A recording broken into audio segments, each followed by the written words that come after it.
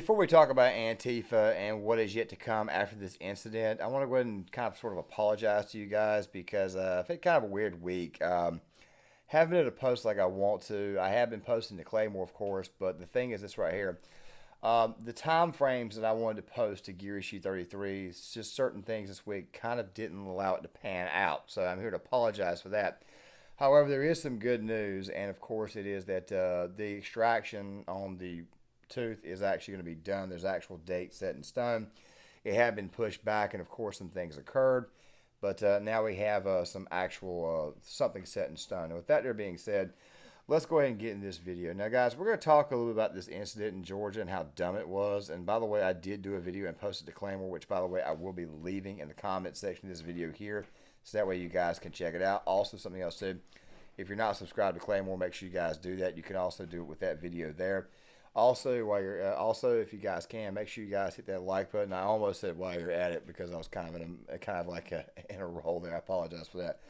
But make sure you guys hit that like button. Make sure you guys also hit the subscribe button. Make sure you guys hit the notification bell, and let's go ahead and dive into this. So, Antifa is just let's just say that they've gotten in trouble again. 5 of them, of course, were arrested in southwestern Georgia. Now, guys, I've been saying for a while that when Antifa went to areas that, quite frankly, were not, let's just say, blue, they would eventually run into problems. And, of course, they ran into problems here. Now, we all know who Antifa is. They claim to be anti-fascist, but let's just go ahead and be honest. They're the biggest fascists that there is. I mean, they go out there, they assault old people, they get into fights with people. They actually attack their own voter base because, let's face it, they're based mostly in blue areas, and there's not that many conservatives in Portland, Oregon, nor are there many conservatives in Seattle, Washington. This is who these people are. They're unhinged, they're crazy, they're not educated on issues, they don't even know who the hell they're attacking. But at the end of the day, though, they're still also very, very much a great, big, giant group of larpers. Now, if you guys don't know who larpers are, think about live-action role play. Let me give you guys an example of what I mean. You guys remember the movie Role Models with Paul Rudd and the guy who played Stifler in the American Pie movies? Do you remember those kids, those nerds, the guy that Paul Rudd was shadowing? Yeah, that there's kind of a LARP, except that right there is a fun LARP with nerds and geeks. And, you know, I'm kind of a nerd myself, so don't worry, I'm not making fun of nerds, okay? If anything, I say it with a little bit of love. Think about Antifa, but they dress up in black and they protect drag queen shows and things like that right there. Of course, drag queen shows where they try to go after our kids and stuff. Think about that right there. And they also destroy property and et cetera, et cetera, et cetera, which, by the way, you're going to find out here about in this news report that I'm about to show you guys here in a second. The question is what happens to Antifa once they branch out? What do we need to look for? And is it possible that entire ordeal just may break apart? Now, before we get into that, let's go ahead and roll this so that way you guys can see this, and this way you guys can see exactly how crazy and how stupid these people are. Domestic terrorism charges tonight after a confrontation at the site of a planned public safety training facility that has been nicknamed Cop City. But people protesting the facility tells 11 Alive's Doug Richards police are not being truthful about what actually happened. Police have had an escalated presence here at the site of the training facility as interactions between them and protesters have escalated.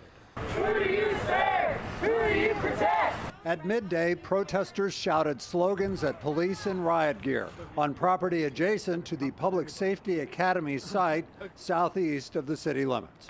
A more consequential clash took place a day earlier when police, state, and federal agents flushed 5 people out of the wooded site due to be cleared to build the facility. The 5 were then charged with domestic terrorism. They were not involved in endangering anybody. They were sitting passively in trees trying to express a political position. Leaders of a group trying to stop construction claim police are overreacting to what they describe as civil disobedience. But police say the clashes have been frequent. Last weekend, DeKalb firefighters said they were attacked while trying to put out a fire in a dumpster. People started coming out of the woods in camouflage. Rich Porter of Paulding County told us last month protesters on the site torched his pickup truck when he happened to stop to pick up some junk that appeared to have been abandoned. It seemed to me like they were trying to burn the truck with me in it. One of the protest leaders told us he can't fault acts of resistance. Obviously, you know, people have property. It's not something that's people's first thing that we want to happen. But again, we think that property being destroyed is minimal compared to what's about to happen in this forest. Atlanta police are pretty guarded when they're asked about their actual construction timeline here as the construction project. First off, I got to ask this question, and it was somebody laid a question in my comment section earlier, and they made a very good point. And you guys know me. I don't typically tend to parrot off of anybody who's commented on my channel because I just don't think it's a good idea. If somebody makes a very good point, you don't need to take it as your own. However, in this case where I think it is warranted, did anybody bother to ask that guy at the very end if they were okay with somebody burning his property? Just figure I'd throw this out here. First of all, you went out there and you went after a place where there were police officers already at. It was called Cop City for a reason. It was a training facility. They have a police academy over there. They also have a CS gas training over there. They have riot training over there. They have all kinds of training going over there. ERT, emergency response team stuff. They have all kinds of stuff going on over there. And also something else too is, if you guys may have already saw in that clip, firefighters were attacked as well. These people right here are unhinged and they're not very bright, and I think them going after an area full of cops kind of shows you exactly how dumb these people are, how crazy they are. Now guys, I want to make this point very, very clear because I did this video earlier and I had to remake it because I went back and rewatched it and I was like, okay, look, there's a couple of things that I said I wasn't very clear about. And every now and again, guys, I have a tendency to do that. For that right there, I apologize. Now, here's the thing. Antifa, these people are bad. All 100% of the people in their ideology are bad. They do not stand for anything good at all. Everything they stand for is hard. It is the worst, most demonic shit we have ever seen. Okay? That right there being said, I would argue that about a third in that group are super radical, meaning that a third of them are willing to die for their cause, whereas 2/3 of them are mostly just what I said. LARPers, mostly college kids, are not very bright. They're very, very misguided, and I think they're simply joining in with the crowd. Still, at the same time, it's a very, very bad crowd. I just figured I'd throw that out there. And the reason why I'm bringing this up is because we're already starting to see a breakup in the nation, sort of a cultural balkanization. Now, when people get bad ideas, what they eventually do is they create their own echo chambers, because after a while, people begin to leave the group. They do that because they see that people are a little bit more radical than they need to be.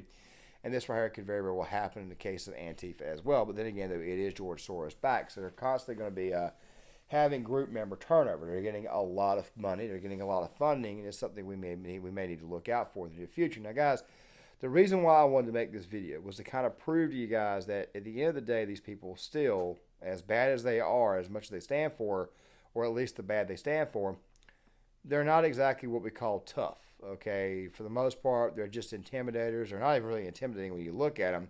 Hell, it was the Alex Stein video I did a while back where they all had gay pride flags and crap on their little uniforms. It's like, it's not tactical at all. I mean, dude, we could pick you out like a sore thumb. What are you doing? These people are crazy. And the mere fact that they had the nerve to actually go after an area where cops were already at and then turn right back around and try to play the victim, that really should tell you exactly the mentality of these people. They won't last long in a fight. Now, as I said before, would this group split up and would they eventually begin to break apart? Well, I have a feeling that right there is about to start. You see, I've said this on multiple occasions. Antifa only succeeds in these blue areas because the blue areas allow them to do it. In Portland, we had to send in federal agents. The Trump administration had to send in federal agents to try to put a stop to the desecration of statues.